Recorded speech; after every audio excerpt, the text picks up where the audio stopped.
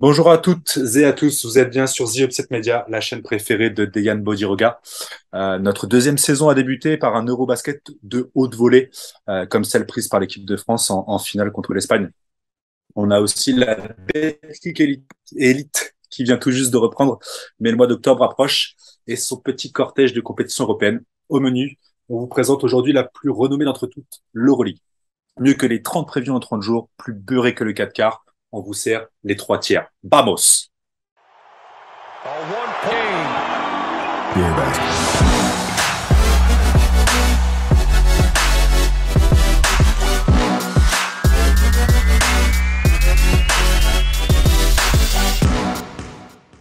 Fallait qu'il place un truc sur le 4K ou Mais bien sûr, on représente la Bretagne chez The Upset Media avec le petit copain Romu qui sera là sur un autre épisode. Salut les gars, comment ça va? On commence par le fond du panier, le fond du fait-tout, si je puis dire. Mais, on va commencer par une petite minute de silence pour notre cher et tendre Marial Chayoc qui nous a quitté cette saison. Non, je blaguais. On va faire un tonnerre d'applaudissements pour la recrue, le rookie Lucas. Merci, merci. On accueille aujourd'hui. Comment ça va, Lucas? Ça va bien, merci les gars pour l'invitation. J'ai entendu des murmures John Brown the Third et du coup je me suis enquillé dans ce couloir. Du coup, faut pas venir les mains vides et je vous connais, vous êtes fan de maillot, je vous apporte un très joli maillot.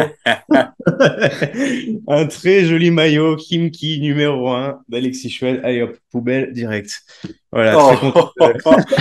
le grand leader spirituel de la Team Upset, Le totem.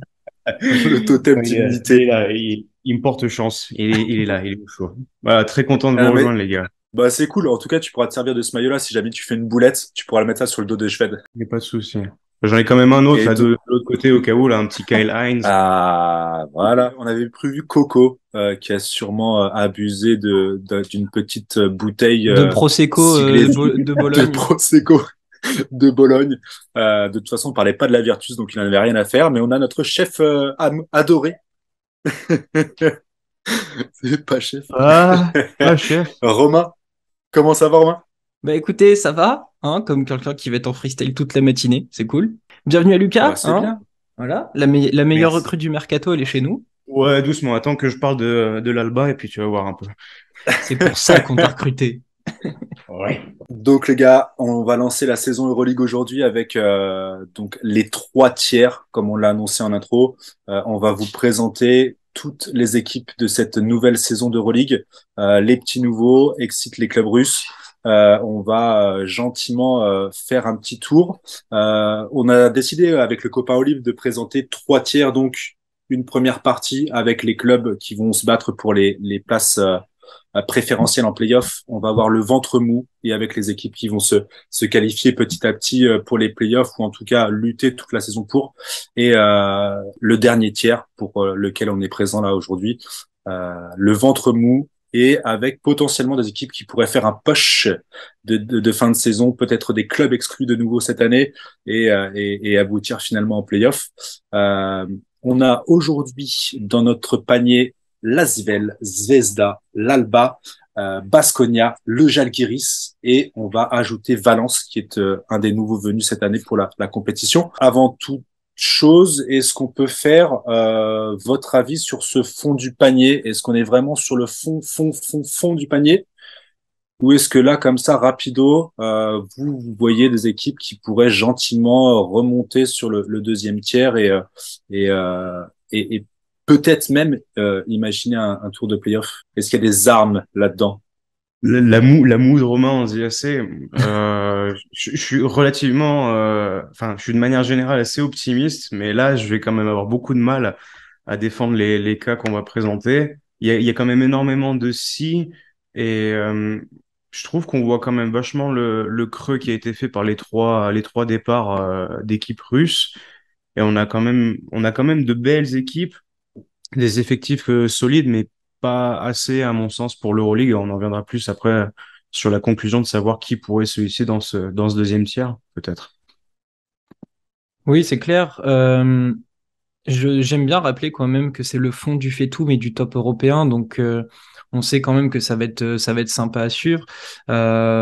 On pourra y venir peut-être plus tard, mais bon, je rejoins Lucas sur le fait que on est très peu optimiste sur toutes ces équipes.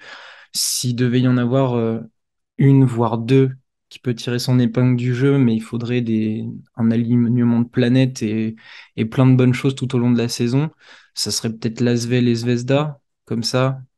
Vraiment, si on devait tirer dans ce tir-là, en tout cas, je vois que c'est deux équipes. Pour rappeler le classement de fin de saison dernière, on avait Zvezda 9e, Baskonia 10e, l'Alba 11e, le Žalgiris 14e et Villeurbanne 15e à l'issue de la saison régulière. Euh, on va essayer de comparer. Effectivement, on est sur le fond du panier du top européen.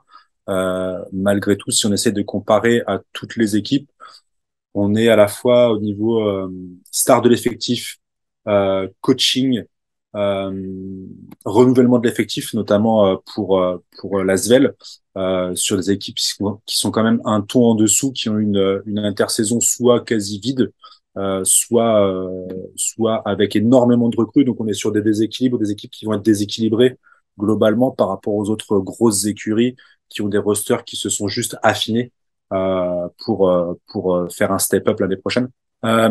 Est-ce qu'on commencerait pas rapidement et naturellement par l'Alba Berlin pour faire un petit cadeau de bienvenue à notre rookie? Oui, comment? Non. Évidemment, allez, il fallait que ça me tombe dessus. On était obligé, c'est pas bien Oh, méchant, oui. parce que tout bizarrement, on a deux des amoureux de l'Alba Berlin cette année, Romain et moi-même, et et avec un Maudolo qui a fait une super compète Eurobasket, moins sur les phases finales, mais en tout cas un premier tour de haut vol. L'Alba Berlin, je reprends vite fait la fenêtre des transferts. Il n'y a pas grand-chose. Israël Gonzalez a été prolongé jusqu'en 2025. Et sinon, au niveau des recrues, celle dont on a le plus parlé, c'est Procida, Gabriele Procida, signé jusqu'en 2025. Ça, c'est pour les arrivées. Au niveau des départs, Oscar da Silva, peut-être le plus gros départ pour l'effectif. Euh, les copains ont fait un petit tour de cette équipe allemande. T'as oublié Yaniv Wetzel aussi, en arrivée. L'intérieur qui a fini la Ah oui, saison à Baskonia, autant qui a pour moi, signé je touche jusqu'en pas là-bas. 2025 aussi. J'en vois encore deux, Ziga Zamar et Tim Schneider aussi. Alors, Ziga Samar, le truc, c'est qu'il a signé, mais il est tout de suite prêté. Donc, cette saison, il D'accord. aura aucun impact. Il a été prêté à Mhm. Hambourg pour aller faire ses armes. Qu'est-ce qu'on donne comme force à l'Alba Berlin cette année? Des idées de la part du coach. Je pense que voilà, il est le descendant de notre ami Aito, vu qu'il a été son assistant. Il y a de la stabilité puisqu'il prolonge, donc c'est qu'il a réussi à prouver. Corentin a pu lui poser quelques questions à Paris lors du tournoi de pré-saison. Il est assez content, il a des jeunes talentueux, il l'a dit.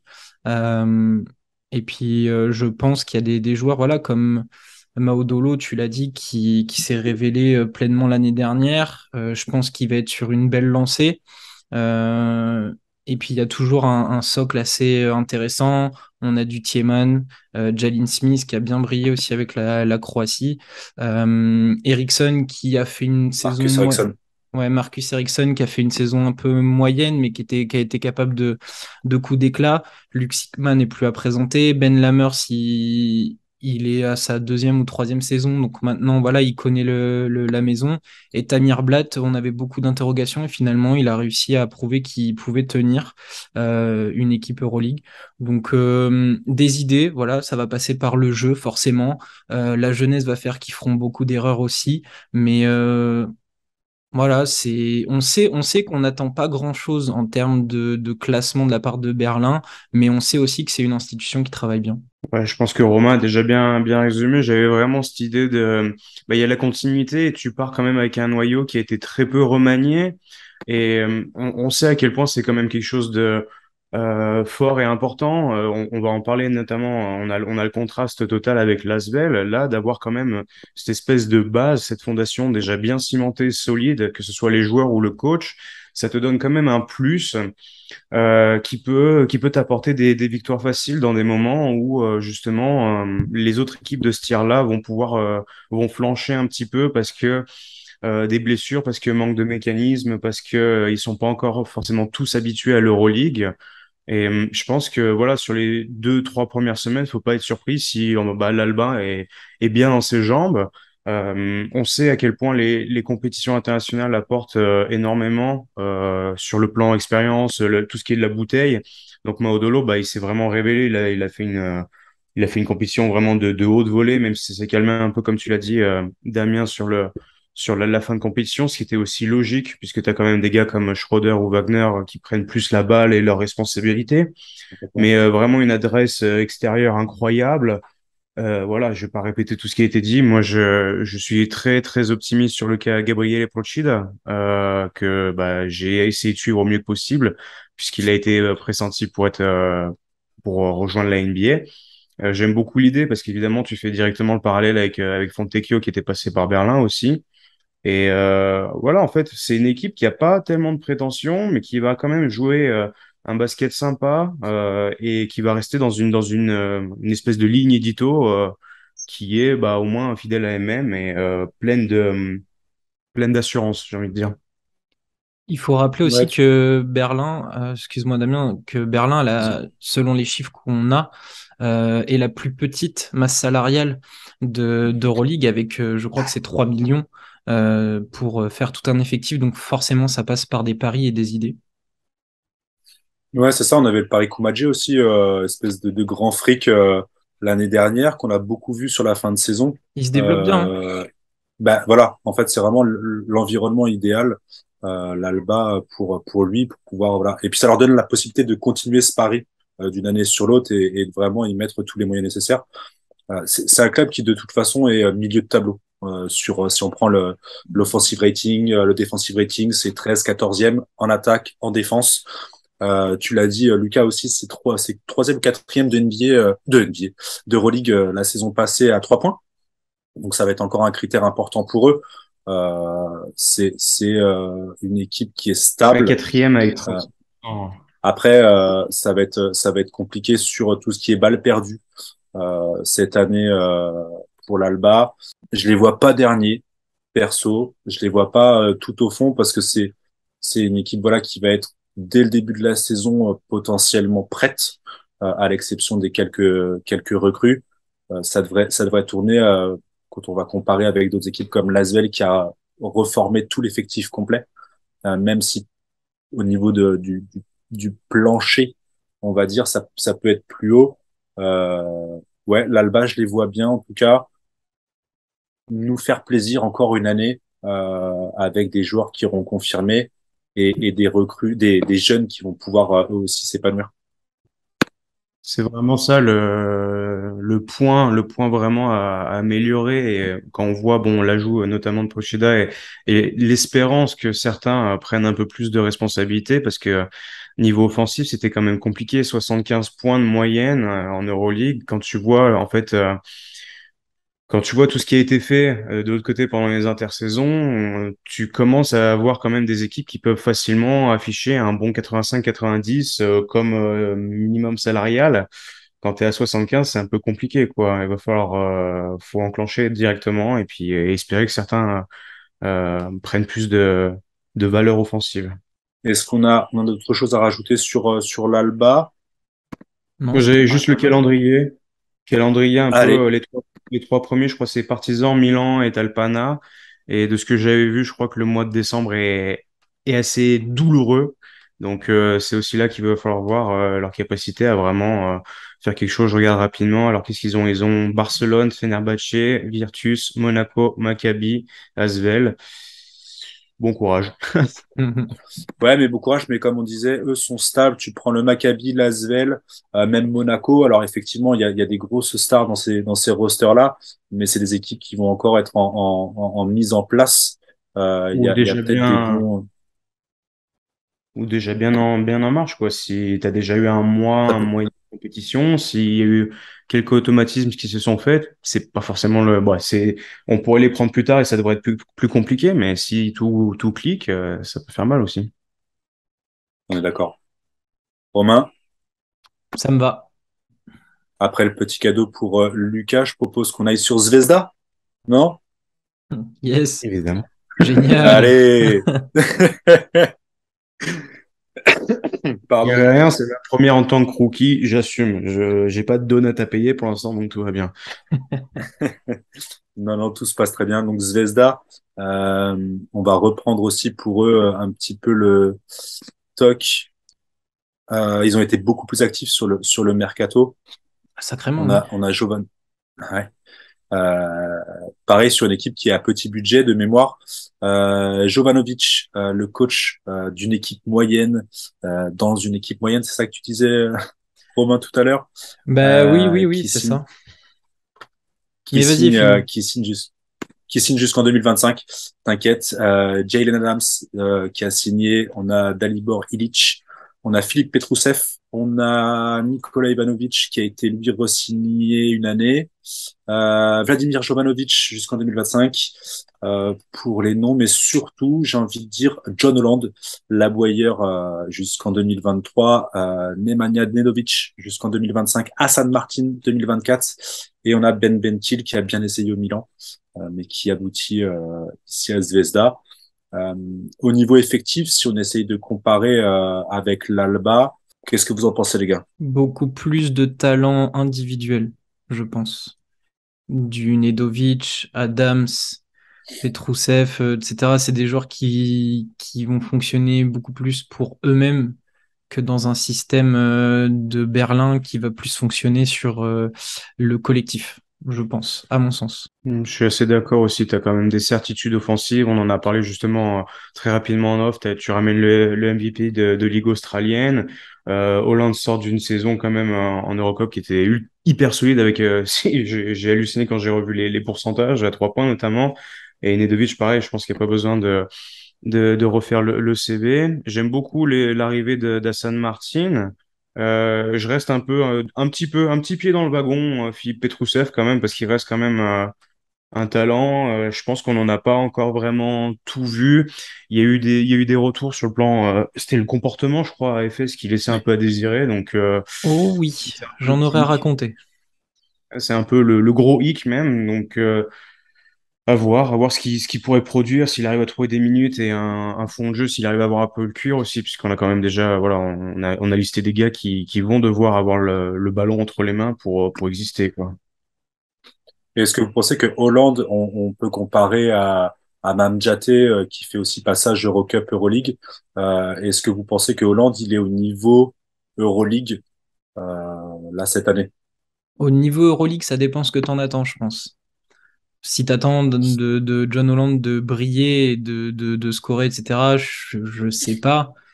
Je le vois plus sur une trajectoire à la John Brown, en fait.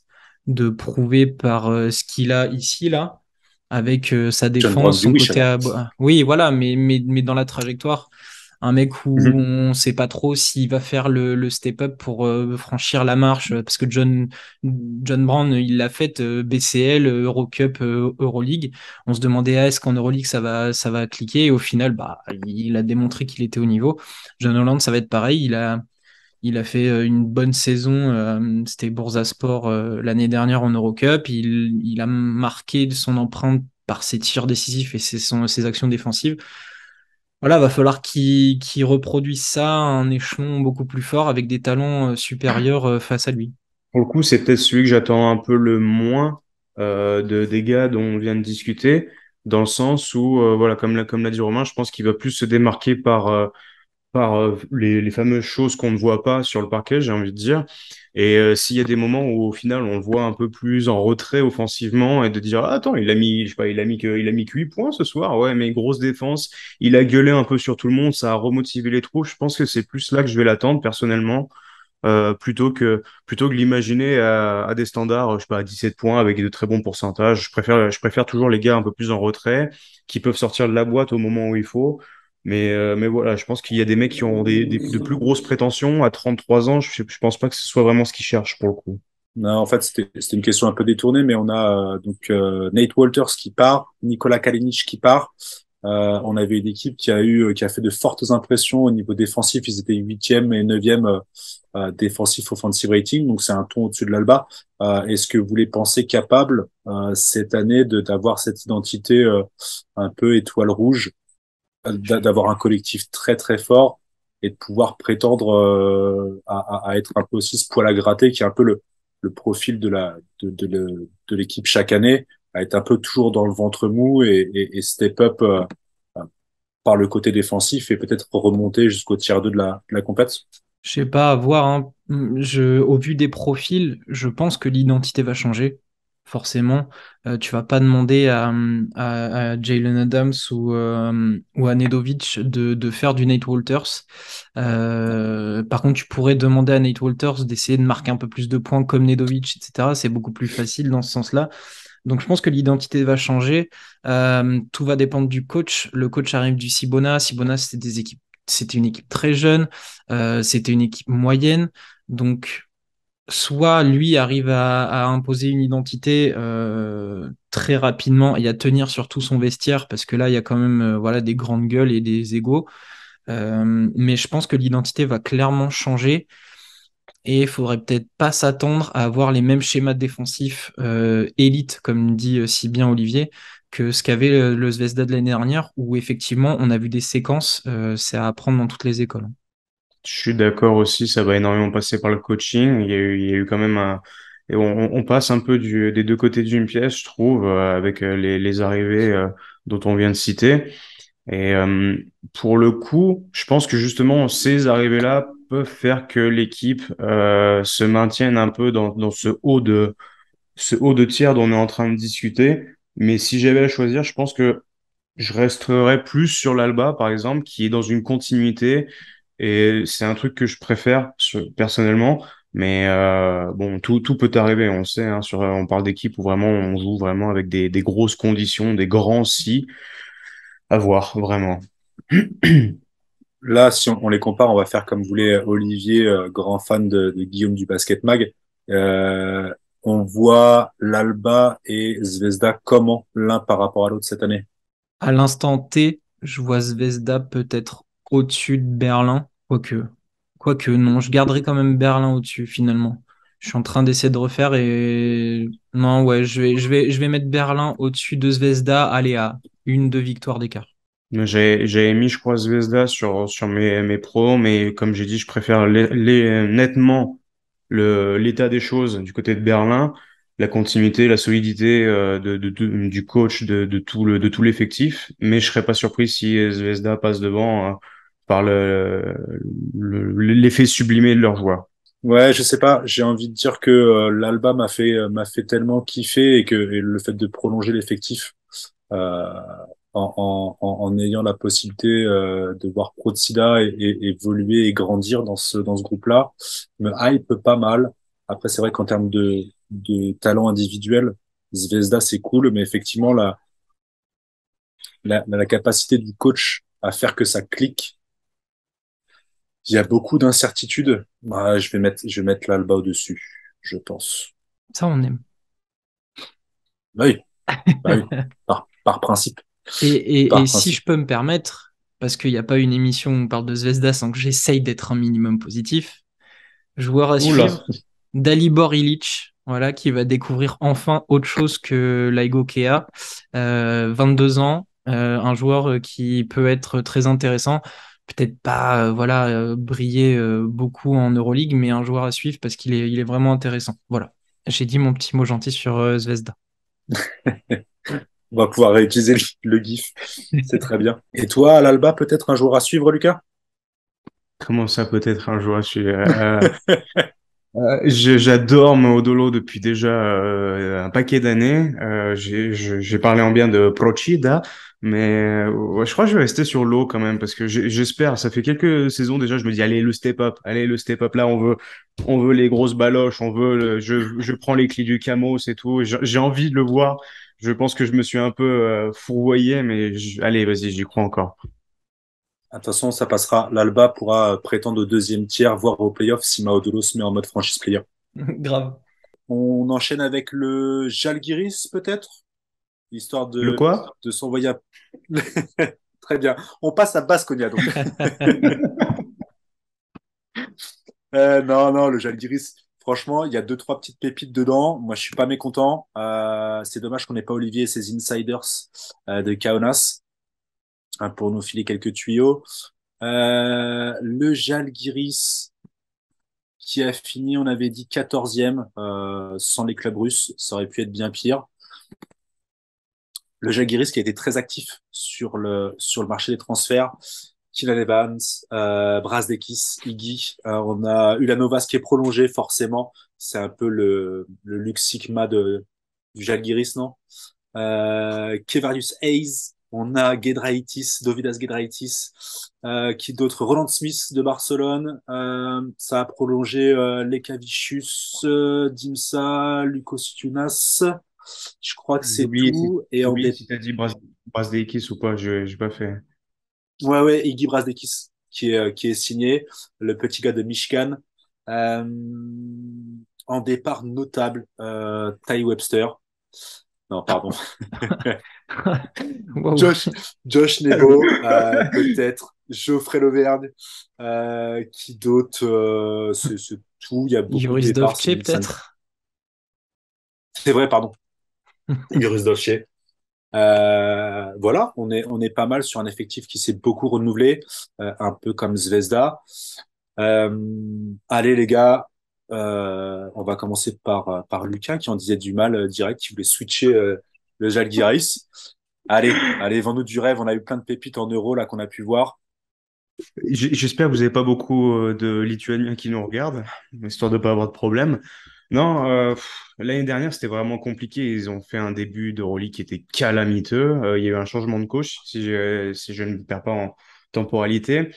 Euh, on est sur une équipe qui fait du made in, vraiment. Ils ont ramené le maximum de joueurs possibles de leur pays. C'est bien pour le championnat domestique, mais j'y crois pas du tout. C'est pour ça que je rigolais. Et on a un peu tous ricané un peu en interne. Parce que ça risque d'être très compliqué, quoi. Il y a des mecs qui sont un peu référencés. Je pense à Evans, je pense à Brazdeikis qui revient de NBA, le KD sans défense, comme tu me disais toi-même sur WhatsApp pendant l'Eurobasket. Euh, Roland Smith et Keva Yosef qui sont un peu peut-être les plus les noms les plus populaires. On a aussi Arnas Butkevicius qui était du coup, je crois, le MVP l'année dernière, si je dis pas de bêtises. Voilà, il y a des ajouts sympas, mais là, on est vraiment sur l'équipe où on va avoir le moins d'espoir, hein, le moins d'espérance sur la compétition Euroleague.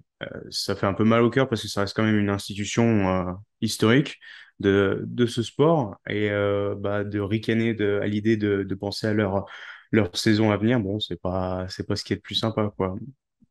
Je sais pas ce que Romain en pense, mais Bah, ils nous ont fait du. Alors, voilà. Baskonia, comment vous dire? Euh, Non, mais l'année dernière, on a été tellement déçus de leur année. Déjà, on a senti dès l'éviction de l'ancien coach que ça allait partir en sucette juste à la nomination de Zdovce. On savait que ça allait pas cliquer avec l'effectif. On n'en attendait rien, on a été quand même déçus. Et là, je crois qu'on est reparti à peu près pour la même chose.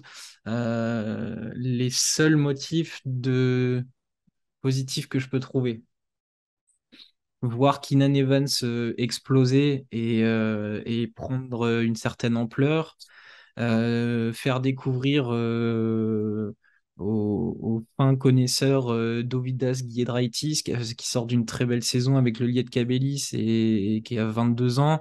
Voilà, qui ressemble à peu près à Rokas Jokubaitis dans le profil meneur de grande taille. Mais sinon, si, retrouver Kevarius Hayes, voilà, qu'on avait découvert à Lasvel. Mais sinon, qu'est-ce qu'on peut en attendre? Ils font, Lucas l'a dit, ils font dans le Made in. Donc, on a l'impression d'avoir une équipe de fenêtre FIBA de Lituanie avec le coach de la Lituanie, moins les joueurs importants. Donc, quand on voit ce que ça a donné à l'Euro, Et ben vous prenez ça, vous enlevez le meilleur, et puis ben, vous vous dites ben, bon courage. C'est ça. On a une équipe qui a de toute façon fini. Ils ont eu un petit coup de pouce, entre guillemets, avec tout l'épisode en Ukraine. Ils ont fait beaucoup de com dessus. Ils ont tiré beaucoup d'énergie de ça. Euh, mais ça reste trop bancal. Le petit Moody a pas fait long l'année dernière, pas plus que le coach. J'espère que Keenan va avoir plus de réussite. C'est le fond du panier, hein, c'est 18e en defensive rating, 14e en offensive rating. Il n'y a pas grand-chose à se mettre sous la dent pour cette équipe-là. Je je sais pas si on peut aller plus loin dans l'analyse.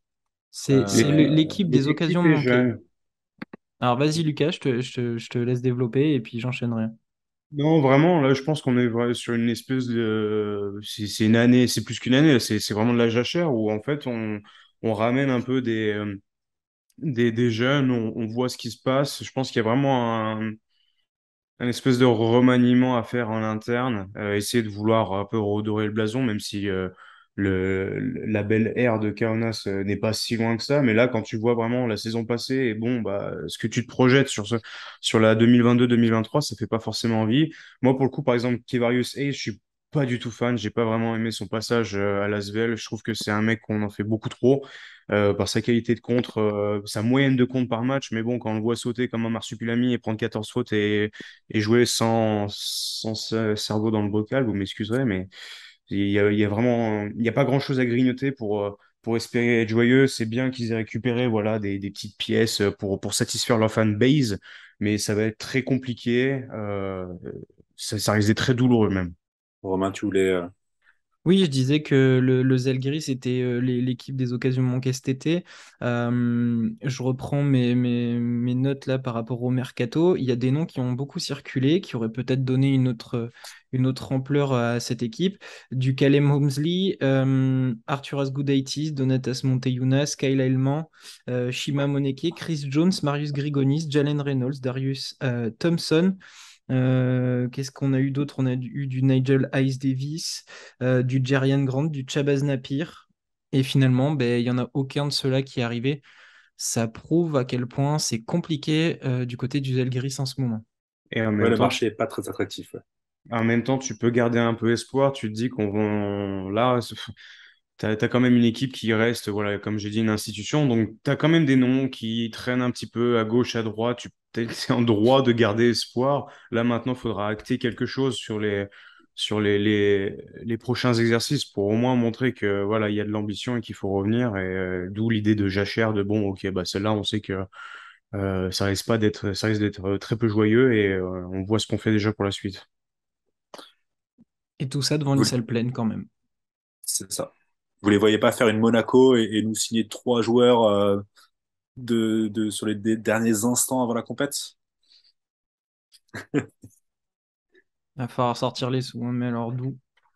Ne se prononce Ouais, plus. on ne se prononce plus, c'est ça.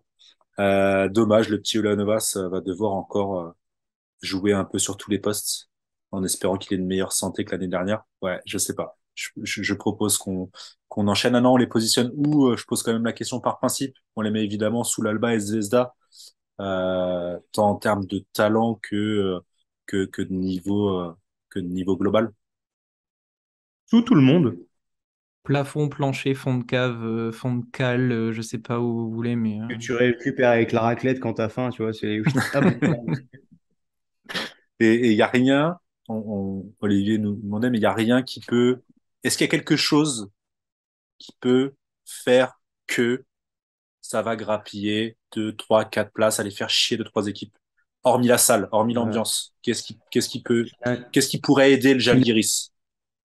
Kylian Evans à 35 points de moyenne par match. Ouais, c'est ça, en fait. Il faut qu'il y ait l'un des gars, parce que c'est pas Roland Smith qui va faire ça. Il faut un arrière scoreur qui soit régulier, qui soit constant. surperformer toute l'année, Ouais. faire une année exceptionnellement incroyable. Et franchement, si j'étais lui, j'hésiterais pas à apprendre en lituanien, donne-moi la balle, et qui te balance papin sur papin, quitte à faire du 6 sur 34. mais voilà, qu'il lui dresse une statue qui nous fasse gagner, qu'il leur fasse gagner un, deux ou trois matchs, et que voilà, ça lui booste un peu sa cote, parce que franchement, là, même pour le joueur, je trouve que ça fait un peu mal au cœur, hein. C'est tremplin 50-50. Soit tu arrives à bien t'en sortir, tu montes des trucs et t'intéresses, soit tu te morfonds dans quelque chose qui sera dur à en ressortir après. Compliqué pour le Žalgiris encore une fois cette année. On enchaîne les fifous, on va sur Les fifous. l'équivalence. Ah, il va falloir qu'on se hype un petit peu. Euh, allez, on fait le promu, le fraîchement arrivé en Euroleague.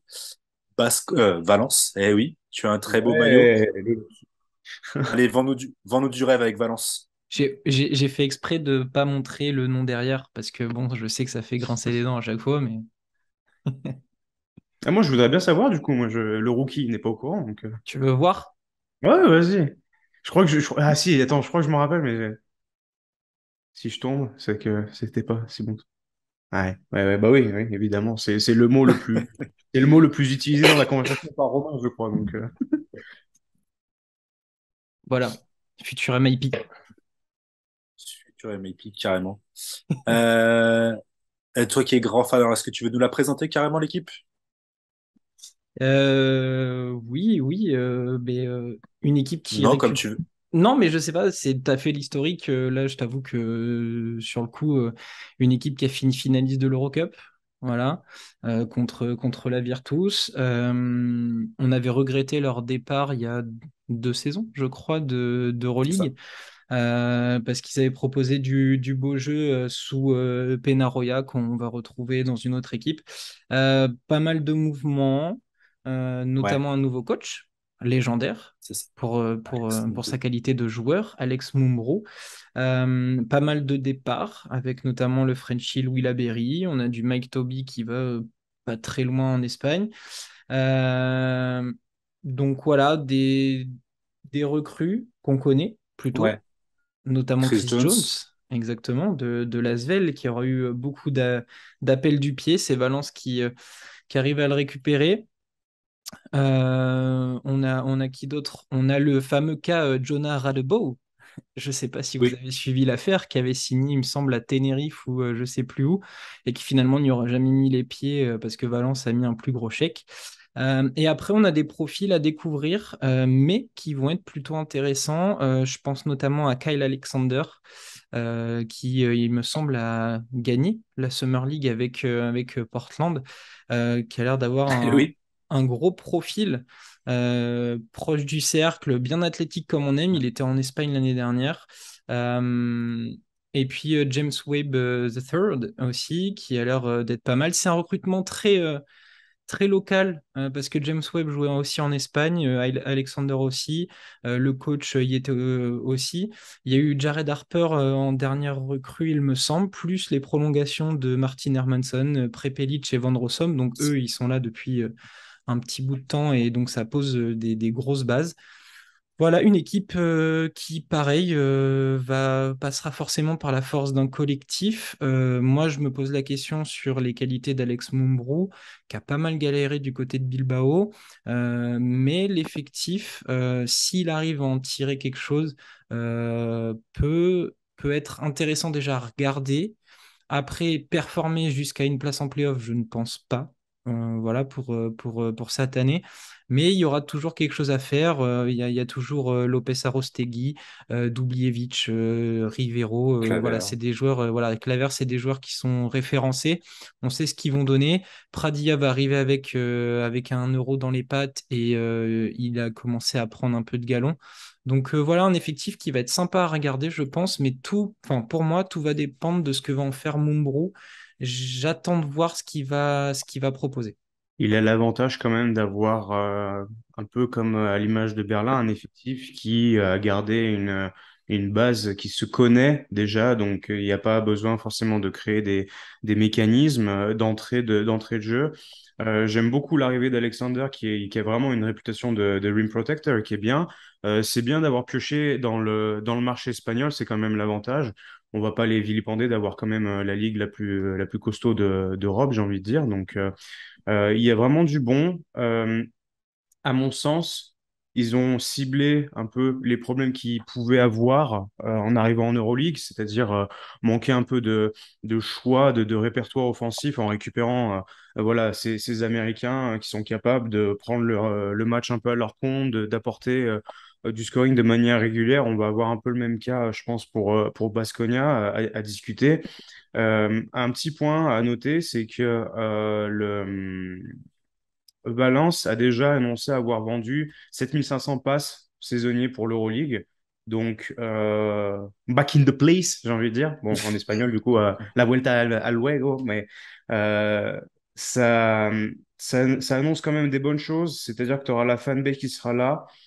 Et il y a quand même deux, trois petits ajouts qui peuvent être intéressants. Le problème, je trouve, pour Valence, c'est que c'est un peu l'archétype de l'équipe qui sera en train de surnager en Eurocup, mais qui sera en difficulté en Euroleague, qui a du mal à faire ce step-up, à voir vraiment ce que les équipes peuvent apporter. Mais je trouve que c'est vraiment la parfaite équipe entre deux, où vraiment il y a pas de juste milieu. Après, voilà, comme a dit Romain, on va voir ce que fait le nouveau coach et peut-être qu'ils sauront nous faire changer d'avis. En sachant que l'année dernière, en Eurocup, l'offensive rating de Valence, c'était le C'est premier de dingue. toute la compétition. Il était à 120. C'est là où va falloir vite retrouver une identité. Je ne sais pas si Montbrou s'inscrit là-dedans. Oui, puis l'intensité en Euroleague va être différente de celle de l'Eurocup. On a un peu la situation, un peu comme le Žalgiris, on va avoir une salle chaude avec un public qui va être vraiment présent sur les matchs. Alors, le roster est pas le même, on est bien d'accord, en termes de talent, mais on est aussi sur le.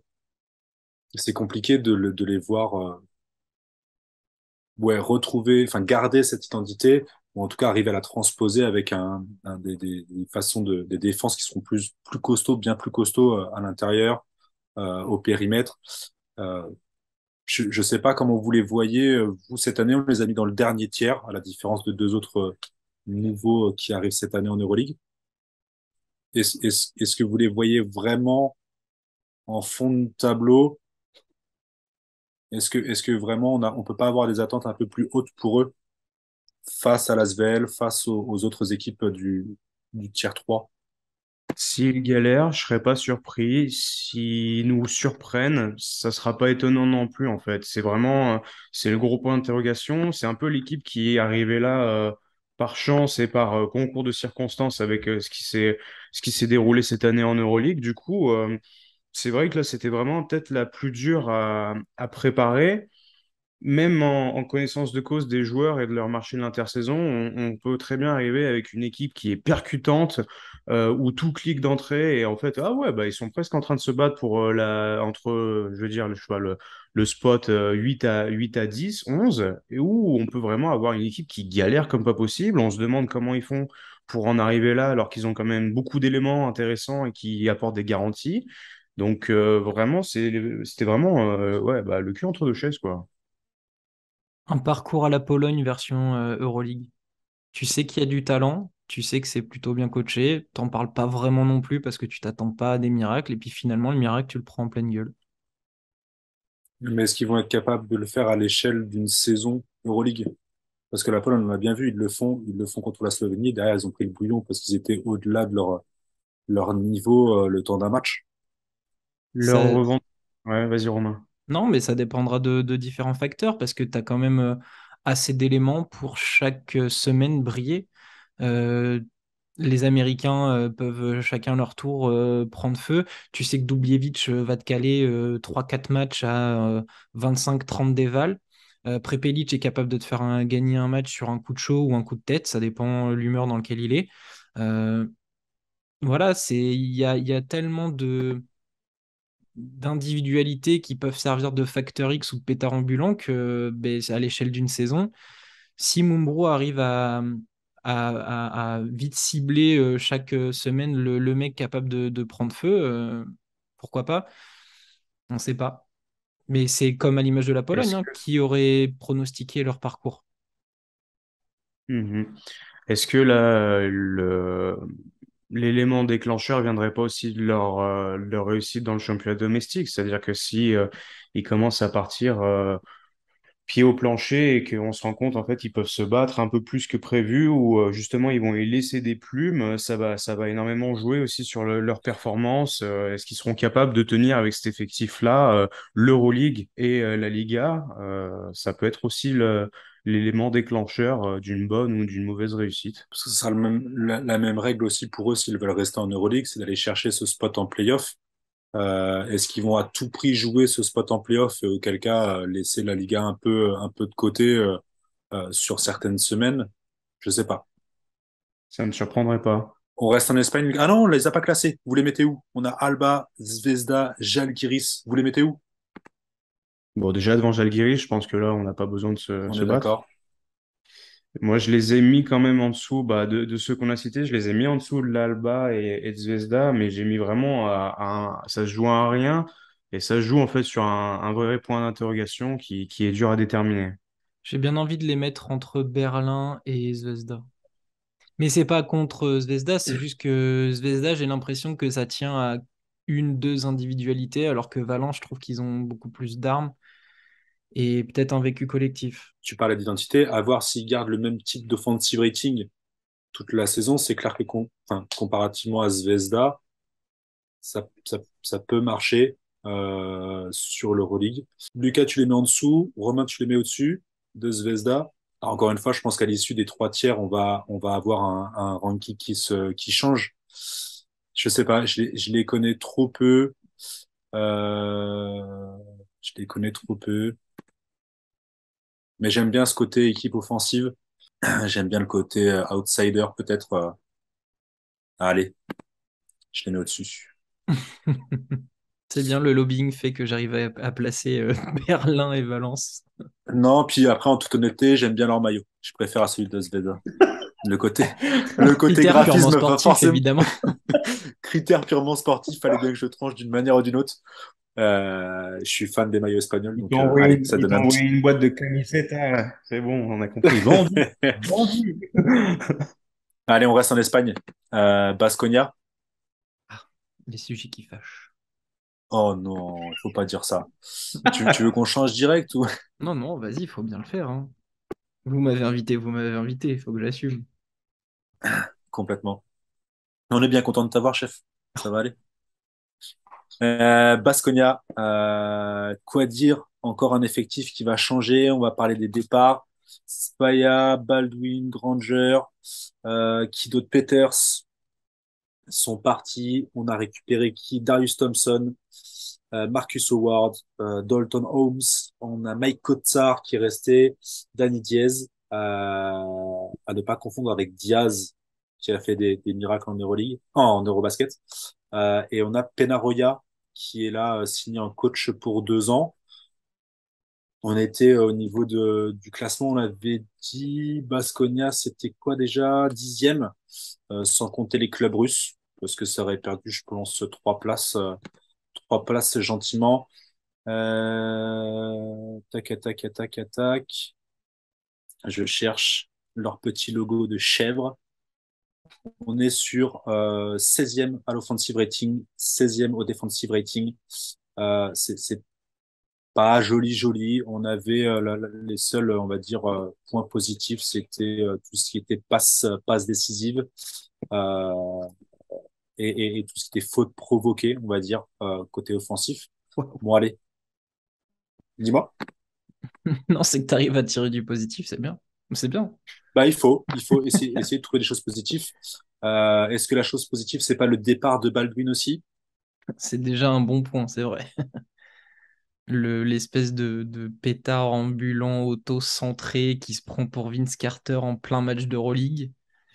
Grosse déception, à croire que il n'y a que Trinkieri qui est arrivé à lui mettre des chaînes pour qu'il arrête de se prendre pour un surhomme. T'as Euh, vu les mains qu'il a aussi? Je pense que tu t'en prends une de la part de Trinkieri, ça doit te faire du bien quand même, hein. Donc, voilà. Donc, non, il a été tout seul dans son monde l'année dernière, dans un effectif qui a beaucoup déçu, encore des histoires de coach. des retours, des redéparts de coach. C'est un peu le bordel en ce moment à Baskonia. Surtout, je peux faire une petite aparté. Ils ont le même sponsor que l'Olympique de Marseille. Je ne sais pas si c'est Êtes-vous symbolique d'un bordel ambiant sur Sponsor en difficulté, d'ailleurs. sponsor qui est de plus en redressement judiciaire. Donc, est-ce que c'était pas écrit pour Baskonia de toute façon d'être sur une année de merde?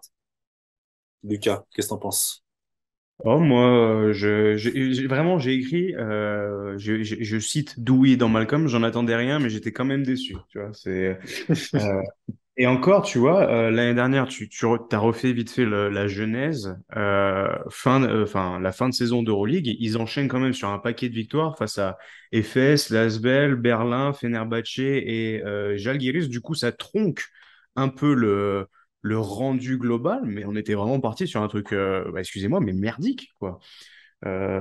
J'ai vraiment, bah, voilà, Damien en tombe de sa chaise, tu vois, donc vraiment, j'avais pas les mots pour Baskonia, c'était une pure jasse sans nom. J'aime bien les arrivées, je vais me lancer du coup un peu, j'aime bien les arrivées Allez. des deux Américains, hein, Marcus Howard, du coup, que j'ai suivi un petit peu, passé par les Denver Nuggets, la G League, Darius Thompson, c'est sympa aussi. Et celui que j'ai vraiment le plus hâte de voir, c'est Mike Kotsar, qui vraiment est, comme j'aime bien à dire, une belle saucisse. Je pense qu'il y a vraiment moyen d'en tirer quelque chose. Dans ce marasme, ça me fait un peu peur, mais de l'autre côté, pour lui, au moins, son développement, il y a peut-être moyen d'avoir énormément d'espace, de ballons, de responsabilités, de briller, de voilà, tout fracasser. Mais là, on est plus sur du coup de l'individuel que l'équipe en elle-même. Ça va être très compliqué, hein, on va pas se mentir. Euh, c'est très léger, je trouve, pour rivaliser. Et en fait, on est encore sur beaucoup d'hypothétiques quand on sait quand même que parfois les Américains peuvent avoir du mal à basculer sur du jeu européen. Se dire que voilà, on a des mecs qui ont fait un peu d'Eurocup, de la G League, qui sont passés par la Russie, de l'Italie. Bon, c'est pas assez en fait pour rester sur enfin, tu restes sur ta fin du coup. C'est très léger. Ouais, est-ce que c'est pas le meilleur moment pour Rokas de se mettre un petit peu en leader, Rokas Giedraitis? Est-ce que après toutes ces années d'attente et maintenant peut-être un peu plus de le champ libre, est-ce que c'est pas à Rokas de prendre cette équipe en main Ça devrait, mais j'ai des doutes pour le coup. J'ai Je suis l'impression qu'en fait d'accord. on attend de chaque année? ça. On est encore sur un profil où on attend beaucoup de ça. Et peut-être on est déjà en fait sur un plafond qui va être dur à casser, peut-être plus mental qu'autre chose. Mais et en fait, il y a des moments où moi, quand je le voyais jouer, je me dis bah ouais, bah je pense on a vraiment à peu près tout ce qu'on doit attendre de lui. Romain, t'as un joli maillot sur ton mur. T'as rien à dire sur Baskonia? Tu veux pas? Si, T'es si, fâché? si, mais alors déjà pour reprendre le cas Giedraitis, je pense que de toute façon c'est pas son rôle d'être le franchise player. Je pense qu'il c'est pas son rôle. Lui, il sera peut-être dans un rôle de finisseur. Voilà, on va lui demander de mettre ses 3 points quand il va être libéré, d'agresser le cercle quand il va le pouvoir. Mais de le choisir comme franchise player, non. D'autant plus que sur les quelques matchs amicaux que j'ai pu regarder de Baskonia, ben, Marcus Howard aime beaucoup le ballon, on le savait et ça va être le cas. Dans un système de Peñarroya justement qui vient d'arriver où l'attaque prime sur la défense, ben, voilà, je l'ai vu, Howard et Thompson se font grandement plaisir. Euh, Howard parfois à l'excès, c'est là aussi où il va falloir le contrôler. Adrien. Mais Giedraitis, non, je le vois pas comme un leader. Euh, ou alors un leader par l'exemple. C'est Ça, je le voyais plus en termes de présence plus régulière sur une feuille de stats, sur son apport qu'il peut avoir chaque semaine en compétition. Je pense que dans la tête du coach, les options seront ailleurs. Il sera peut-être troisième option, je pense.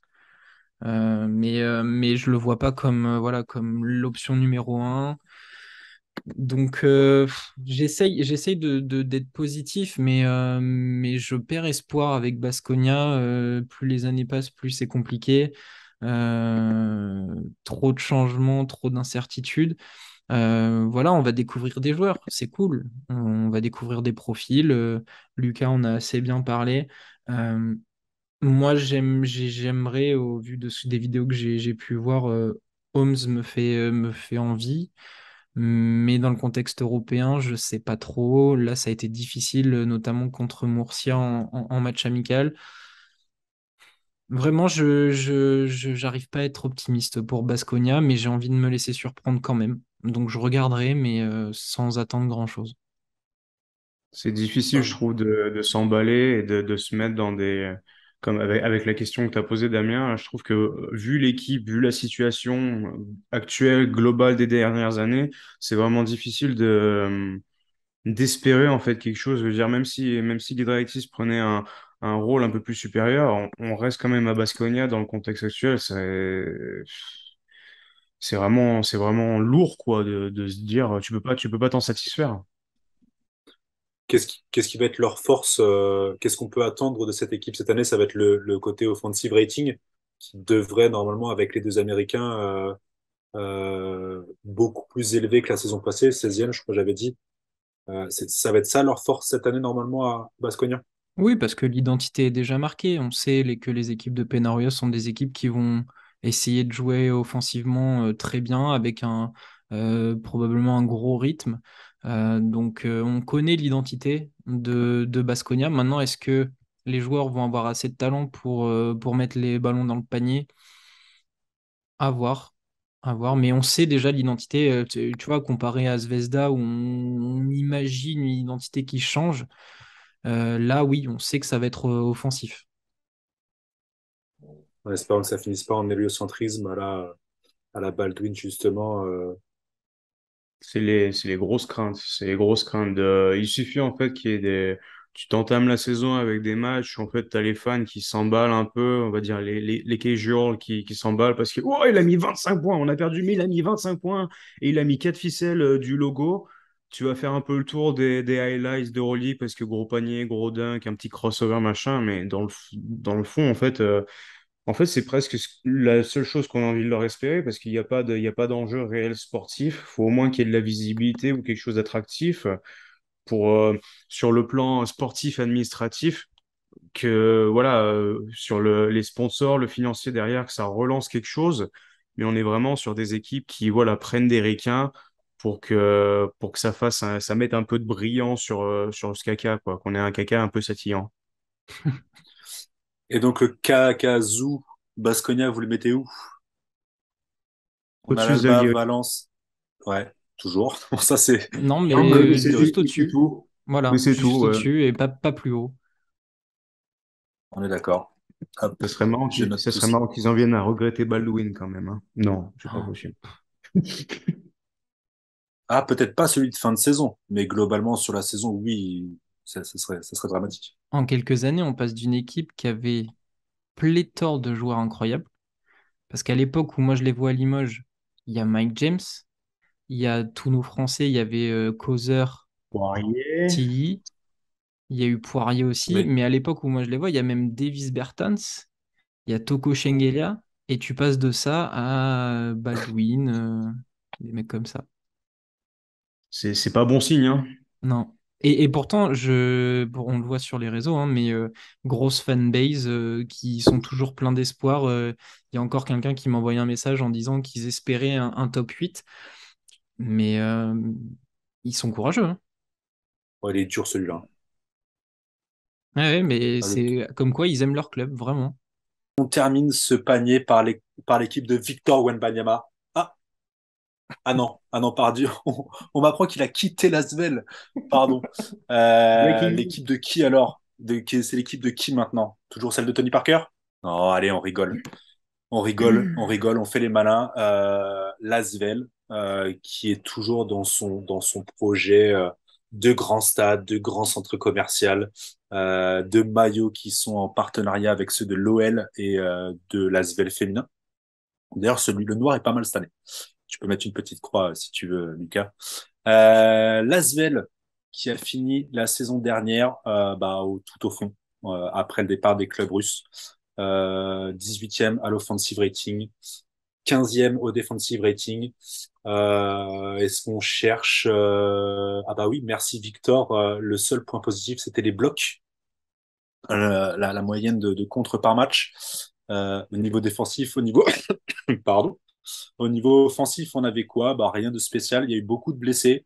On a été super hypé au début de saison avec la traction Jones Okobo, qui a vite été mis au diapason de l'Euroleague avec des défenses qui se sont adaptées. Grosse saison de transfert cette saison. Alors, en départ, notable, Mathieu Strazel, direct, Paul Lacombe, normalement, William Howard, Osetkowski, Wembanyama, Morgan, Jones, Okobo, qui d'autre? Costa Antetokounmpo, j'en suis même pas sûr, en fait, je sais pas s'il est toujours sur l'effectif ou pas, je sais qu'il y a des Il, dernières... Il a signé aux Bulls. il a signé un camp Ah, d'entraînement de 10 ouais, jours pour les Chicago Bulls. Je souhaite aux Bulls de ne pas le signer. bah, en tout cas, des trois frangins, c'était le deuxième meilleur pendant l'Eurobasket, jusqu'à ce qu'il se blesse. Ou À peut-être parce part, qu'il était blessé, non, je ne sais à pas. part, à part Giannis, je ne connais pas les autres. Thanasis n'existe pas dans ce. Enfin, si, ils tournent des serviettes, quoi, mais bon, voilà, ça va. C'est ça, c'est ça. Mais il en faut dans les équipes. Oui. Pour moi, comme il s'appelle Schroeder, était un tourneur de serviettes et il s'est avéré être un peu plus que ça pendant l'Eurobasket. Donc cette année, on a Jackson Cartwright qui est signé Nando De Colo, Anthony Polite, Geoffrey Lauvergne, Obasohan qui arrive aussi, Jonah Matthews, Yves Ponce. Moi, c'est ma hype cette année. Amin Noah qui revient à la maison. On a prolongé TJ Parker aux grandes dames de certains, avec beaucoup de followers sur Twitter. Youssoufa Fall qui est prolongé aussi. Et je crois qu'on n'est pas trop mal. On a sur les... Non, c'est tout. On est pas mal Par sur contre, l'effectif. je crois que Paul Lacombe reste finalement. Pour l'instant, il Ok, est dans l'effectif, hein. il est toujours dans l'effectif. Ok, ça marche. Bon, cette Asvel-là, on peut pas la mettre au fond du fait tout, c'est pas possible. Non, C'est pas non. possible. Comme tu as dit, la saison a été très compliquée. Ça a été saccadé par énormément de choses. Il y a eu des cas Covid, il y a eu énormément de blessures. Ça a vraiment mis à mal. Sur la fin, c'était vraiment c'était compliqué, c'était pas beau. Je crois que la seconde partie 2022, je crois qu'il y a 2 victoires pour peut-être un truc comme 15 défaites ou quelque chose du genre. J'ai pas le chiffre exact tellement j'en ai pleuré des larmes et des larmes. Sur le recrutement, j'étais un petit peu dubitatif. Et puis les pièces se sont ajoutées une par une et je dois avouer que c'est pas mal. J'aime bien. J'aime bien. Il y a quand même deux, trois profils que je connais pas énormément. Obassoin que j'ai découvert avec la Belgique, qui a laissé un bon souvenir à Goran Dragic sur le plan physique. Parker Jackson Cartwright et comment il s'appelle? Polite, j'ai hâte de voir un petit peu. Il y a Jonah Matthews aussi qui est cartonné, je crois, en ligue polonaise. J'aime énormément MVP, je crois. l'arrivée de. Hein? MVP, je crois, en Non, juste Pologne. meilleur marqueur. Le Non, MVP, c'est meilleur. Ah, ouais, Parker pardon. Jackson Cartwright. Mhm. J'aime beaucoup l'arrivée de d'Yves Ponce, qui est vraiment un athlète, défenseur, contreur, dunker de luxe, qui va apporter beaucoup de shine. On avait discuté entre nous un peu de ce qu'il pourrait vraiment offrir pour une première saison d'Euroleague, parce qu'il est quand même encore un peu jeune, il va découvrir le championnat, mais j'y crois énormément. Et évidemment, vous me connaissez, je suis joie, je suis bonheur, je suis paillette, je suis heureux de voir Nando De Colo arriver déjà de retour sur le championnat français, c'est quand même une très bonne chose. Et on parle vraiment d'un joueur all-time Euroleague, un des plus grands. Ça ne peut être que positif. On va parler des six plus tard. J'aime beaucoup l'arrivée de Geoffrey Lauvergne aussi. On voit quand même il y a eu une construction qui a été logique. On regarde, on fait le bilan de ce qui a été vraiment infâme l'année dernière. On essaie de le remodeler au mieux possible. Donc voilà encore cette notion d'attaque, d'offense qui aura un peu plus de pluralité. Et j'espère que enfin tout match d'entrée, il y a quand même un gros bémol, je trouve, c'est le secteur intérieur, qui pour moi est vraiment trop léger. On est quand même sur une compétition, une ligne fermée où il y a énormément d'équipes qui sont fournies en termes de, je sais pas, moi je les appelle les tourelles, tu vois, les mecs comme les Zizic, les Plyce, les Poitres. Et ça, je trouve que l'Asvel en manque un peu. Ça risque d'être très léger sur le poste 5. Surtout quand on voit ce que par exemple Fall a produit l'année dernière. Lovern sera certainement 5 par moment, mais c'est pas son poste de prédilection. Donc vraiment, moi, ça me fait un petit peu peur. Et je pense qu'on va parler après avec Romain de tout ce qui est potentielle blessure et compagnie. Je veux faire une petite aparté parce que on avait fait l'épisode tous les deux, Romain, avec la signature de Nando lors d'une soirée folle où de gros noms avaient été annoncés.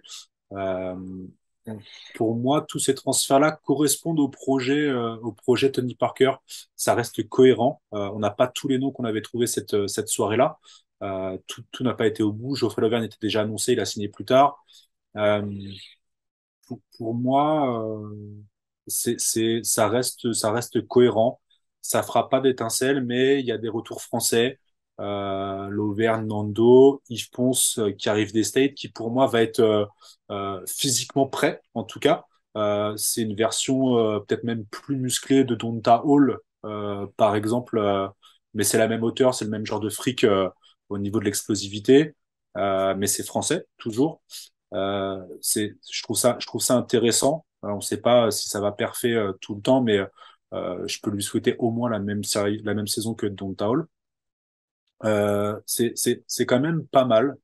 Il y a un peu de tout. Il y a les paillettes avec Nando, il y a de la hype, il y a de la highlight avec Ponce, entre autres. Euh, Ça a été prendre des joueurs, des paris un peu partout, notamment voilà, Pologne. Euh, c'est c'est cohérent au regard de la situation de l'Asvel.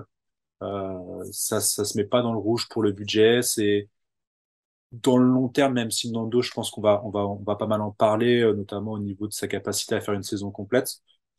C'est intéressant pour les jeunes qui montent. Il y a une grosse session U20 à l'Asvel. Je me dis que c'est pas mal. Oui, moi je suis très positif, enfin très à la hauteur de l'Asvel, bien sûr. Je dis pas qu'ils vont aller décrocher le trophée, mais j'arrive à être positif.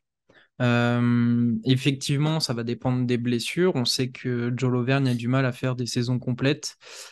Parfois, c'est une petite épaulette, parfois, c'est une cheville ou un truc comme ça. Donc, il va falloir faire attention à son temps de jeu, à son rendement. Je me dis que le mercato n'est définitivement pas fini, contrairement à ce qu'ils avaient annoncé, puisque si Antetokounmpo s'en va, ça peut laisser une place. Et il y a peut-être un intérieur qui peut arriver. Donc, à voir ce qu'ils vont faire. Euh, Forcément, la main à tout de suite step up, même si tu perds au Kobo Chris Jones, tu récupères Nando de Colo. Là, bon, est-ce qu'on a besoin de discuter en long, en large et en travers du bonhomme? Non, on sait que la boutique Non. va tourner. On sait que le mec peut sortir une saison de MVP quand il veut. Euh, Après, dans les recrues, j'ai vu que beaucoup de gens étaient soit dans l'interrogation, soit très pessimistes. J'ai l'impression, alors ça peut être soit le nouveau Kevin Punter, soit le nouveau Mariel Shayok, mais à travers Jonah Matthews. Il a l'air d'être très intéressant, ce bonhomme. Pareil, vous n'avez pas forcément vu les images, sauf si vous avez regardé les matchs, mais Corentin nous a ramené les petits insights de Paris, et Jonah Matthews a l'air déjà bien en forme, vu les shoots qu'il prend et vu la main chaude qu'il a, ça a l'air pas mal. Donc non, j'arrive à être très positif.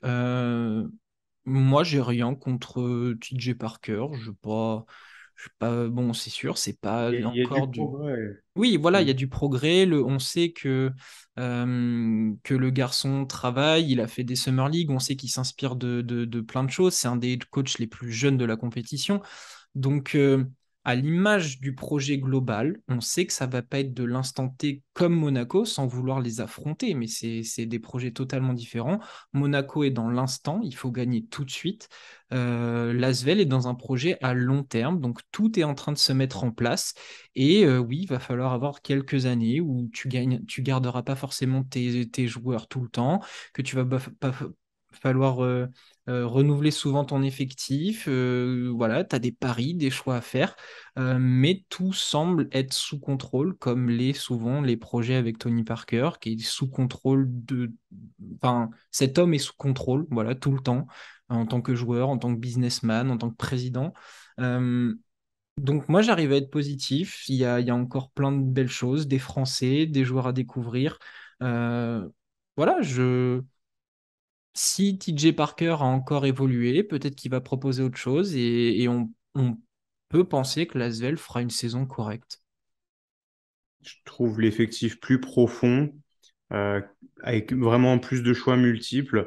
Mais vraiment le gros hic au-delà du potentiel coaching, de la progression de TJ Parker, moi je trouve que vraiment la défense, sur certains aspects, ça risque d'être très compliqué. On sait que les tractions arrière en Euroleague sont très solides. Euh, il y a quand même quelques gars. En fait, on a un effectif qui est assez équilibré et en même temps qui peut tendre à avoir des lacunes, surtout au niveau de la taille. Alors, on a quand même des gars, on a des mecs qui sont référencés, qui ont de la bouteille. Je pense évidemment à LIT. Noah, même s'il n'a que 25 ans, je le trouve déjà très mature. On a Paul Lacombe, on a des Antoine Dio, c'est bien. Mais de l'autre côté, je trouve qu'on n'a pas de vrai pitbull défensif physique. Il y en a quelques-uns, mais je trouve que ça peut très vite prendre l'eau quand tu as une soirée où tu as un meneur et un arrière qui peuvent t'en mettre 45 dans la tronche. Qui va défendre ces mecs-là? Et là, c'est là la véritable Panando. interrogation. Hmm. Panando, c'est pas Pas forcément son Nando, fort. pas Dio. Du coup, t'envoies qui? Tu vas avoir Obaswan qui va mettre un peu de physique. Est-ce que Jonah Matthews va envoyer du muscle un peu? Mais voilà, c'est un 91. Paulite Euh, a quelques références défensives, mais ouais, c'est un peu il a jeune. quelques. Voilà. Et on a l'interrogation Jackson Cartwright. Il y a des sites qui le mettent à un 83, tu as des sites qui le mettent à un 76, un 78. Quelle taille fait-il réellement? Est-ce qu'il réduit après lavage? C'est plein de questions de ce genre-là. Et en fait, il va falloir très vite trouver une harmonie défensive et qui vienne d'une polyvalence et forcément des mecs comme Lacombe, Kaudi, j'ai oublié, et Noah par exemple. Mais j'ai peur qu'on leur en demande trop et que ça finisse par montrer encore plus les lacunes qui seront sur ce poste-là. Tu vois, un mec, un bon gros pitbull qui envoie, qui se donne, qui fait que ça. J'aurais bien aimé garder Marcos Knight dans l'idée, par exemple. Et là, ça aurait été déjà un petit peu plus sympathique. Un poste 5 si Antetokounmpo s'en va, je sais pas ce qui reste sur le marché. Mais voilà, un mec qui te prend 15-20 minutes, qui lève bien les bras, qui te met, qui fait pas grand-chose, mais qui sait au moins bien faire ce qu'il fait. Et là, déjà, je serais un peu plus rassuré. Donc là, vous voyez, vous, par rapport à la saison prochaine, qu'est-ce qui permet du coup à l'Asvel de step up? Ça va pas tant être le côté coaching de TJ, mais vraiment, les blessures, peut-être, la capacité de garder un effectif, notamment Nando et Geoffrey, à peu près en bonne santé tout le long, mais surtout le côté défensif et peut-être un poste 5 en plus, un vrai poste 5. Ouais, de quoi avoir un peu plus d'options si tu veux vraiment verrouiller ton adversaire. Je pense à des équipes, à Nadolu ou Barcelone, on parle évidemment du gratin, mais ils peuvent t'aligner un 5 où tous les mecs sont à plus de 2 mètres, hyper mobiles. Et là, qu'est-ce que tu fais, tu vois? Là, ça risque d'être compliqué. Là, tu risques de te faire exposer ou tu as des runs, en fait, sur 5 minutes, tu sais pas quoi faire, tu sais pas qui mettre et tu prends un 13-0. Donc là, tout ce qui est l'offensif, il n'y a pas de souci. Et sur l'autre côté du parquet, ça risque d'être un peu plus compliqué, je trouve. Parce que ça va pas être compliqué avec Youssoupha. En plus, je crois qu'il a un des plus gros salaires à l'Asvel. Est-ce que ça fait pas suer un peu d'avoir ce genre de gars-là qui, au final, vu son envergure et tout, devrait être un rim protecteur quasi d'élite, en tout cas en championnat de France, mais très vite exposé en Euroleague. Est-ce qu'on n'attend pas aussi un petit step-up de sa part, peut-être plus que les autres encore? Est-ce qu'il peut réellement step up? C'est C'est ça. ça? Ça fait cher payer quand même. Mhm. Tu payes la taille. Et je sais pas pourquoi, depuis que TJ Parker est en poste, il a toujours voulu un très grand. Mustapha Fall, Youssouf Fall, il y a toujours des très très grands. Pourquoi? Je sais pas, parce que hormis Mustapha Fall qui a performé pendant son année, Youssouf Fall c'est moyen, on le sait, hein. Même à Baskonia, c'était moyen. Je sais Mhm. pas. Je sais Moi, pas ce qu'il j'aurais a bien comme aimé. idée. J'aurais bien aimé, tu vois, c'est un peu plus, c'est dans un autre profil, mais tu vois, Jekiri, je trouve que vraiment, il avait fait un passage incroyable. Et là, on est déjà plus sur quelque chose qui convient, du muscle, de l'apport, de la présence au rebond. Et c'est un fondamental, mais au moins avoir au moins avoir quelqu'un qui excelle dans cette catégorie-là. Ils vont nous J.K. sortir je Greg regardais avec Monroe, ça va le faire, film. ça va pas faire de prix. Mmh. Oh, le maudit mot. La carte Joker, Greg Monroe. Parce que même Costas, au final, Y a c'est rien. simplement de la barbaque avec un petit peu de détente. Mais c'est juste ça, il y a pas d'apport défensif. Donc au final, qu'ils le gardent ou qu'ils le gardent pas, ça règle pas leur problème. Ils ont, Je parlais de Kevarius S comme un mec qui saute constamment, qui essaie de mettre des gifles au ballon. Bah, pour moi, Antetokounmpo, c'est la même. Il y a eu des moments où tu le trouves bien de l'autre côté du terrain, en alley-oop ou quoi que ce soit, mais pour moi, c'était quand même plus un ajout flashing marketing par le nom qu'autre chose, Mhm. vraiment. Pour l'avoir Oui, vu en plus de Lakers auparavant, bon, voilà, pas grand-chose à dire, quoi. on sait qu'offensivement, ça va être mieux parce qu'on a un vrai chef d'orchestre qui aurait pu nous faire du bien pendant l'Eurobasket. Ouais, défensivement, ça va être le point noir. On arrive au classement. Euh, vous les mettez où, l'Asvel, cette année? On essaie d'être objectif et de garder en tête que voilà, il y a des fortes probabilités pour que les joueurs se blessent. Eh ben, On n'est pas dans une situation idéale. je vais les mettre. Allez, je vais les mettre. Donc, j'ai mis Alba, Valence. Je vais mettre Asvel, Zvezda et Zalgiris. T'as même pas mis Baskogne. Moi, Baskonia, Zalgiris. je vous ai dit, je reste de nature optimiste pour tout dans la vie. Je ne peux pas m'empêcher, c'est évidemment mon club de cœur, je ne peux pas m'empêcher d'avoir une image où je vois Nando qui se pète la cheville au bout de 3 minutes de jeu et que tout, vraiment, vraiment tout. Voilà, le chat Ah, noir. Ah, ah Le ouais, si non chat mais ça noir, arrive, vraiment. on ça est y dans est. la mouise. Attends, le nombre de fois où je suis allez, Lasvel cette année, vas-y, c'est la bonne, là, il n'y a pas de souci, je suis chaud, et ça part mal. Tu vois, l'année dernière, je dis, bon, ok, il y a des petits trucs, et non, ça va pas, ça passe pas.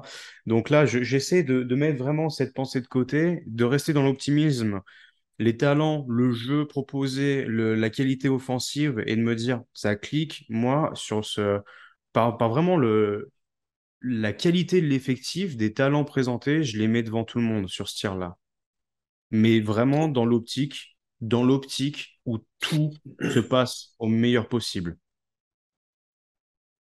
Et il y a vraiment un monde parallèle où, bon, bah, Baskonia et Lasvel, ça se tire un peu la bourre, quoi. Mais là, vraiment, je me dis, si tout déroule, si les mecs, il y a un bon staff médical, ils en prennent soin, on arrive à faire tourner le reste de l'effectif pour le championnat français, et qu'on arrive à garder vraiment une bonne base, que Yves Pons, au final, le passage en NBA, ben, ça lui a fait du bien, que le petit Polite, il finalement trouve son rythme, et que les deux, Matthews et j'ai oublié à chaque fois son Cartwright. nom.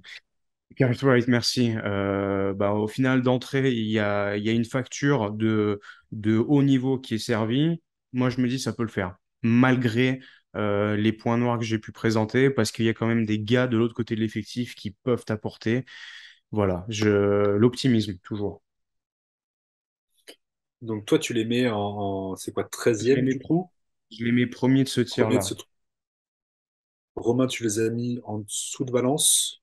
Ouais, c'est ça. Moi, ça fait Alba, Valence, Asvel, Zvezda, Baskonia et Baskonia et Žalgiris. Zalgiris. Du coup, pour refaire rapidement le mien au complet, avec les discussions qu'on a eues, Asvel, Alba, Zvezda, Valencia, Baskonia, Zalgiris, et même, tu vois, je garde encore ce que j'ai dit sur Valencia, c'est vraiment entre deux chaises, quoi. Ah là là. Je Moi, fais. j'ai un... Vas-y. Non, vas-y, fini. Je vais juste essayer de les positionner. Moi, j'ai un fort côté patriotique. Euh, Ça joue. Euh, J'aime bien leur maillot. Le noir, là, qu'on a vu. Non, non, je rigole. Oui, mais Je Damien rigole. fonctionne au maillot, c'est comme Corentin. Non, non, mais Attends, attends, c'est pas on va tout. le ramener à la raison, on va le ramener à la raison avec un peu de couleur, là. Non, mais en plus, pour le coup, je trouve je trouve la typo intéressante. Bref, on s'emballe. Non, non, mais blague à part, je sais pas si je suis un peu comme toi, je pense, Lucas, dans l'idée de me dire que tout va cliquer. J'aime à le croire. J'en rêve tous les jours de voir, voilà, une Asvel qui nous fait, à défaut de nous faire C'est rêver, aussi mais rare. qui assume sa licence A en Euroleague. Je les mets pas devant l'Alba. Je me dis que l'Alba a trop l'expérience de la compète et un effectif qui était vachement plus stable, même si potentiellement, en termes de talent et de plafond, je les vois largement au-dessus. Je les mets en dessous. Je les mets sous l'Alba, mais devant Valence, club dans lequel De Colo aurait pu finir d'ailleurs. Ouais. Mais voilà, je pense que, excepté les deux derniers dont on est à peu près tous d'accord, on est vachement sur, on est vraiment sur des équipes où on se dit, ouais, si, avec cette condition-là, donc c'est évidemment difficile de les classer, et d'avoir une réelle idée, d'autant plus que tu as Valence qui revient dans la compétition. L'un de nous peut avoir totalement juste, comme on peut être complètement surpris. En fait, Valence termine premier, qui sait ce qui peut arriver, ou que ce soit bon ou mauvais, quoi. Mais je pense que globalement, si on fait un truc consensuel, c'est un peu l'objectif aussi. Je pense on a à peu près ça, avec toi, Lasvel très haut et Romain un peu plus bas. On a Alba, Asvel, Valence, Zvezda, Baskonia et Žalgiris, je pense, de Mhm. façon un Ouais. peu globale. Et tout ça Si qui on va fait se la tenir moyenne, en 2 victoires c'est ça, maximum. c'est ça. Bon, on est pas trop mal. Romain, tu voulais dire une petite chose tout à l'heure, tu voulais peut-être Oui, clôturer. non, c'est juste une vraie fausse pub non sponsorisée, mais si vous voulez des infos sur l'Asvel qui vient de sortir, voilà, toujours l'essentiel, il faut l'avoir chaque saison. Voilà, le basket de Yann Casville et ses équipes. Voilà. Ça a été un vrai plaisir, les gars. On a fait ce premier Ouais. tiers, je pense, en toute honnêteté. Les copains, on va retrouver certains d'entre nous sur les autres tiers à venir. L'intensité, la pression avec la compétition qui arrive à augmenter. N'hésitez pas à nous suivre, à nous donner de la force sur les réseaux sociaux, que ce soit pour Lucas, pour Romain, pour la team Upset. C'est hyper cool. On a bien marqué le YouTube le YouTube Game ces derniers jours avec nos previews, nos bilans et récap de l'Eurobasket. Un dernier mot pour finir, les gars? Bah, moi, j'espère que j'ai fait honneur à ma première. Un grand merci, évidemment. Et puis, n'oublie jamais, hein, Alexis Schwed. Non, mais encore bienvenue à Lucas. Merci encore à tous. Et puis, ben, vive le partisan, hein. Oh là là, c'est dit. On a été Ah honnête là là. jusqu'au bout. Faut qu'on se lâche sur la fin, la dernière ligne. C'est Donc, clair, c'est clair. On avait tradé Corentin pour éviter qu'il nous fasse la misère. Il n'y a aucun club italien. Il nous aurait forcément parlé de la Virtus ou de Milan. On récupère Romain qui troll le truc. Bref, ça a été un grand plaisir, les gars. Des gros bisous. Et on se retrouve à très vite sur les réseaux. Ciao! ouais. Ciao, À ciao. plus.